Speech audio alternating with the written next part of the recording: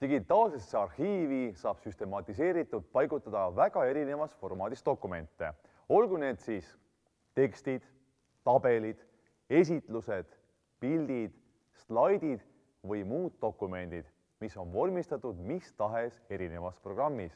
Toon ühe kiire näite.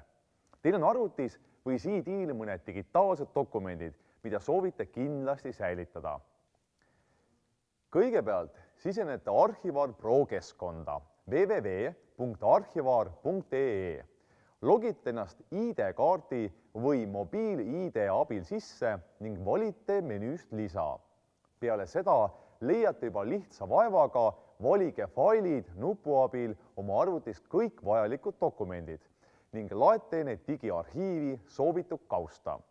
Kusjuures te ei pea dokumente arhiveerima ühekaupa, võite seda teha sadade kaupa korraga, hoides sellega kokku jälle palju väärtuslikku aega. Nüüd tahate kindlasti teada, kuidas saab digitaalselt arhiveerida paberkandjal olevat informatsiooni. Seegi toiming on tehtud imelihtsaks. Esmalt toimub dokumendi digitaliseerimine ning seejärel faili arhiveerimine. Selleks on loodud 2 erinevat võimalust.